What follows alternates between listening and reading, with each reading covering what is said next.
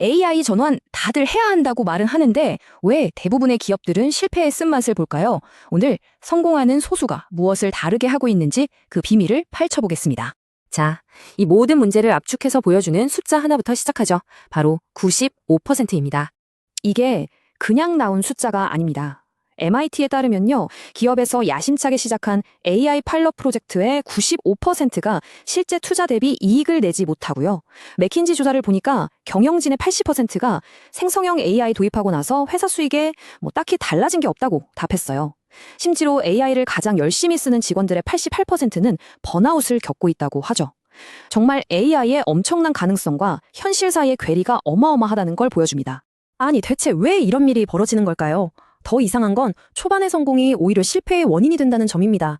이 역설의 한가운데로 들어가 보시죠. 처음에는요, 정말 모든 게 완벽해 보여요.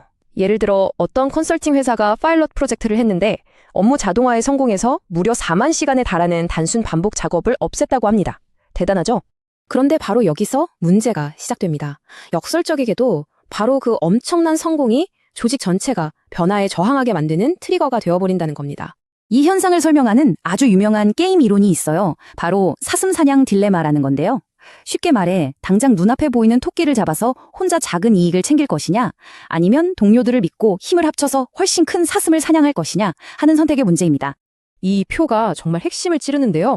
경영진이 와, 효율 좋아졌네? 그럼 당장 그만큼의 성과를 더 내놔! 라고 요구하는 순간 그건 조직 전체에 우리는 다 같이 사슴 잡는 거 포기했다, 각자 알아서 토끼나 잡아라 하는 신호를 보내는 것과 똑같습니다.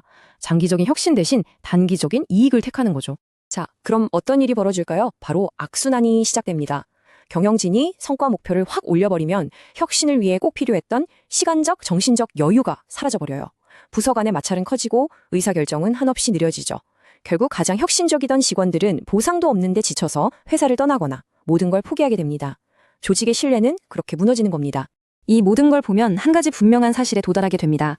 AI 전환을 가로막는 가장 큰 장애물은 AI 기술 그 자체가 아니라는 거죠. 한번 상상해보세요. 15년차 마케팅 베테랑이 일주일 내내 끙끙대며 만들던 보고서를 AI가 단 3시간 만에 뚝딱 만들어내는 걸 봤어요. 그 사람이 처음 드는 생각이 와, 대단하다 일까요? 아니요. 그럼 내 역할은 이제 뭐지? 라는 자신의 정체성에 대한 근본적인 질문을 던지게 되는 겁니다. 대부분의 기업들이 실패하는 이유가 바로 이겁니다. AI를 그냥 또 하나의 편리한 도구 정도로 취급하거나 AX팀 같은 걸 만들어서 자, 이제 AI는 너희가 알아서 해! 라고 떠넘기죠. 이건 마치 최신형 전기 모터를 낡아빠진 증기기관차에 꽂으려는 시도나 마찬가지예요. 제대로 돌아갈 리가 없죠. 시스템 사상가인 도넬라 메도우스가 아주 중요한 개념을 제시했는데요. 바로 레버리지 포인트입니다. 아무리 복잡한 시스템이라도 마치 지렛대처럼 작은 힘으로 엄청난 변화를 일으킬 수 있는 결정적인 지점이 있다는 뜻입니다. 근데 진짜 문제는요, 우리의 본능이 자꾸만 이 레버를 엉뚱한 방향, 즉 잘못된 방향으로 밀게 만든다는 겁니다.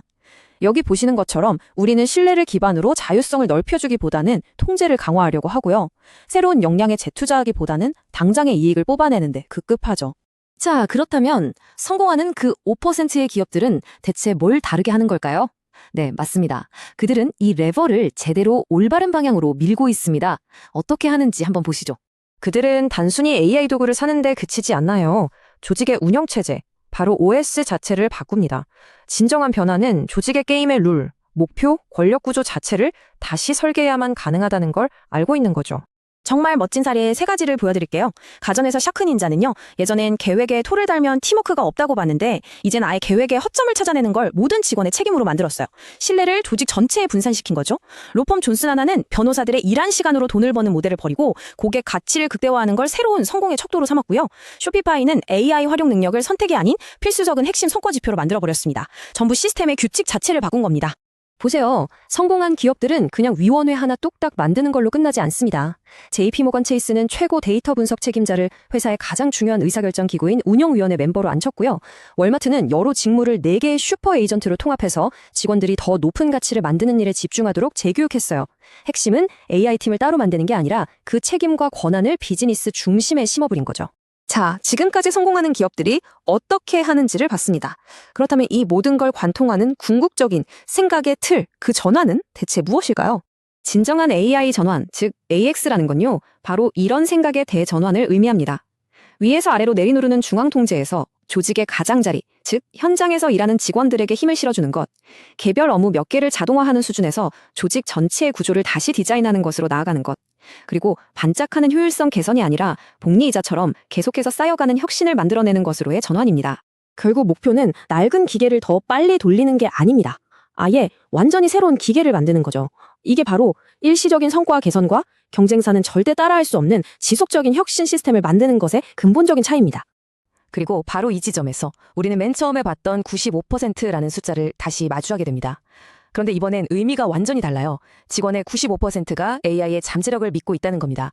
하지만 그들의 가장 큰 두려움은 회사가 AI로 얻은 이익을 공정하게 나누지 않을 건이라는 불신입니다. 그래서 결론은 이겁니다. 지속 가능한 진짜 ROI는 AI의 기술력에서 나오는 게 아니에요. 공동의 목표를 믿고 서로 협력하는 사람들이 무엇을 함께 이뤄낼 수 있는가에 달려 있습니다. 이런 신뢰가 있을 때 ROI는 억지로 쥐어짜는 목표가 아니라 건강하고 성장하는 시스템이 만들어내는 자연스러운 결과물이 되는 거죠. 그래서 마지막으로 여러분의 조직에 이 질문을 던져보셨으면 합니다. 우리 회사는 단순히 AI라는 도구를 사들이고 있는가? 아니면 이기기 위한 완전히 새로운 판을 짜고 있는가? 여러분의 AI 여정에서 꼭 한번 깊게 고민해 보셔야 할 질문입니다.